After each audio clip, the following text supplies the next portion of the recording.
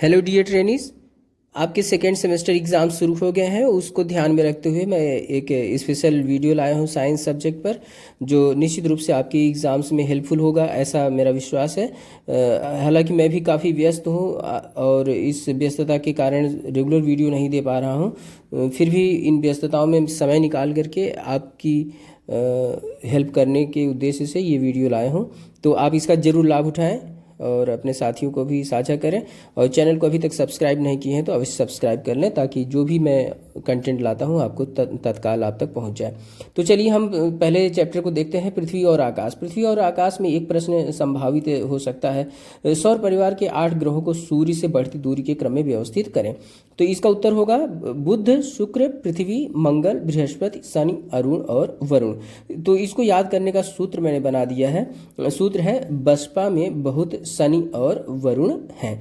अब देखें यह सूत्र कैसे इसे क्रम से व्यवस्थित है। ब बुध के लिए, श शुक्र के लिए, पा पृथ्वी के लिए, में मंगल। यानी देखिए बसपा में मैंने एक भी शब्द जो है कि एक भी सूत्र का एक भी अक्षर कहीं बाहर से नहीं लिया, सब वही ग्रहों के नाम में ही आ गया। में मैंने मंगल का बना दिया। बहुत यानी बृहस्पति, शनि तो शनि ही, अरु अरुण को अरु और वरुण को वरुण। तो इस प्रकार से आप देखें कि यह सूत्र से आपको यह याद हो जाएगा अच्छी तरह से। एक और महत्वपूर्ण प्रश्न को देखते हैं। प्रश्न है आकाशगंगा क्या है?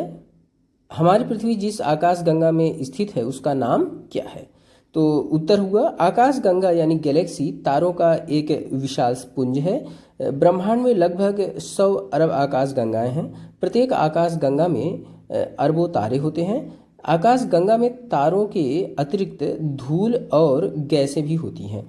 आकाशगंगा का 98% भाग तारों का होता है, जबकि 2% के लगभग गैस और धूल कण होते हैं। फिर जो दूसरा उत्तर है, हमारी पृथ्वी जिस आकाशगंगा में है उसका नाम मिल्की वे यानी दुग्ध मेखला है। तो इस प्रकार से इस प्रश्न के दोनों खंडों का उत्तर हो गया। तो अब चलिए हम अगले प्रश्न की ओर बढ़ते हैं। अगला प्रश्न है ब्रह्मांड की उत्पत्ति के संबंध में बिग बैंग सिद्धांत किसने प्रतिपादित किया? तो ब्रह्मांड की उत्पत्ति के संबंध में सर्वाधिक मान्यता प्राप्त सिद्धांत बिग बैंग सिद्धांत है। इसका प्रतिपादन बेल्जियम के खगोल शास्त्री और पादरी जार्ज लेमेत्रे ने किया। तो रॉबर्ट वेगनर ने इस सिद्धांत का विस्तार से व्याख्या किया था। ये दोनों तथ्य महत्वपूर्ण हैं, इनको याद रखें, जार्ज लेमेत्रे और रॉबर्ट वेगनर। अगला प्रश्न देखें, सुपर अर्थ क्या है? सौर मंडल। तो इसका उत्तर देखते हैं। सौर मंडल से बाहर पाए जाने वाले बड़े आकार के ग्रह को प्रचलित भाषा में सुपर अर्थ कहा जाता है। सुपर अर्थ को निर्धारित करने के 2 मानदंड हैं।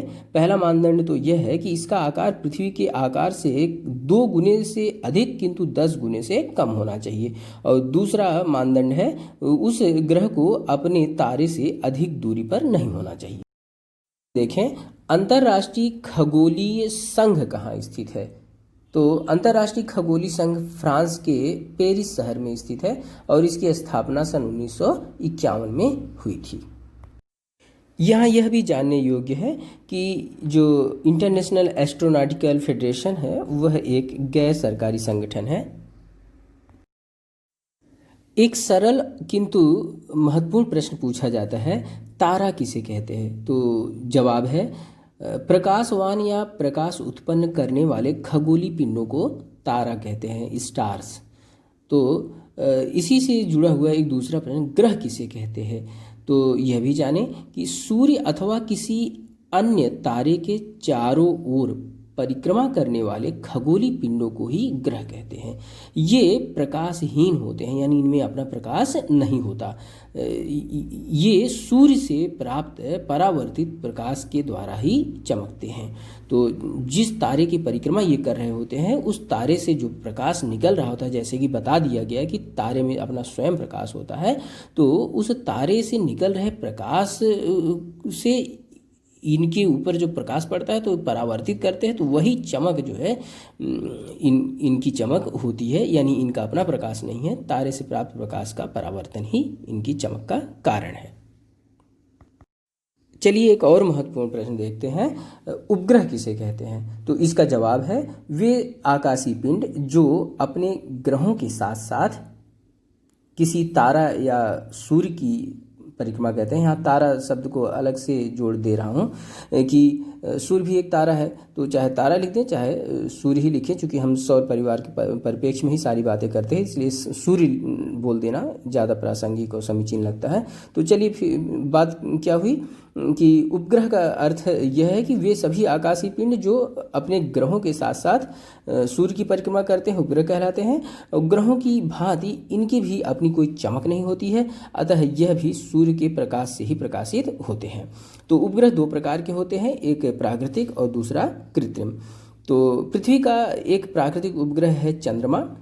यहाँ नोट करने की बात है कि बुध और शुक्र के पास अपना कोई उपग्रह नहीं है, जबकि बृहस्पति के पास सबसे अधिक संख्या में उपग्रह पाए जाते हैं, जिनकी संख्या 67 है।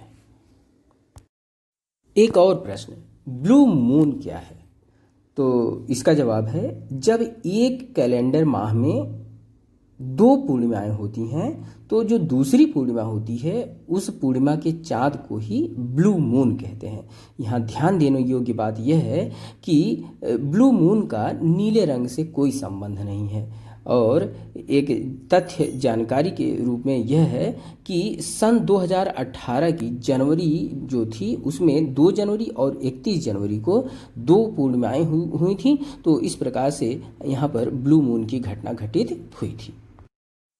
इसी प्रकार एक और संभावित प्रश्न, सुपर मून क्या है? तो इसका जवाब है जब किसी पूर्णिमा को चंद्रमा अपनी दीर्घवृत्तीय कक्षा यानी दीर्घवृत्ताकार कक्षा जिसमें वह पृथ्वी की चक्कर काट रहा है, पृथ्वी का परिक्रमा कर रहा है, तो पृथ्वी के सबसे निकट की स्थिति में होता है, तो उस समय इसे फुल मून या सुपर मून कहा जाता है। यह पेरेजी की स्थिति होती है, यानी वह स्थिति जब अपनी दीर्घवृत्ताकार कक्षा में चक्कर काटते हुए चंद्रमा सूर्य के सबसे निकट स्थित होता है, तो उस स्थिति को पेरेजी कहते हैं। तो इस समय होता क्या है, चंद्रमा 14% अधिक बड़ा दिखाई देता है और इसकी चमक 30% अधिक होती है, इसी कारण इसे सुपर मून या फुल मून कहते हैं। एक और महत्वपूर्ण प्रश्न, नासा क्या है? तो उत्तर है इसका, नासा का पूर्ण विस्तार national aeronautics and space administration है। यह अंतरिक्षीय अनुसंधान करने वाली अमेरिकी संस्था है। नासा की स्थापना अमेरिका के राष्ट्रपति वाई.डी. आइजनहावर ने सन 1958 में की थी। तो यह नासा के संदर्भ में एक संक्षिप्त सूचना है जो कि प्रश्न के लिहाज से महत्वपूर्ण है। अच्छा, एक और बड़ा महत्वपूर्ण प्रश्न है, मकर संक्रांति आपने सुना होगा, यहाँ कर्क संक्रांति की बात है। कर्क संक्रांति क्या है? तो कर्क संक्रांति क्या है? जवाब है 21 जून को सूर्य की किरणें जब कर्क रेखा पर लंबवत पड़ती हैं, ट्रॉपिक ऑफ कैंसर पर लंबवत पड़ती हैं, तो इस स्थिति को कर्क संक्रांति या ग्रीष्म अयनांत कहते हैं, समर सोल्स्टिस कहते हैं। तो 21 जून को उत्तरी गोलार्ध में सबसे बड़ा दिन और सबसे छोटी रातें होती हैं। तो यह जो है कि रहा कर्क संक्रांति के संदर्भ में।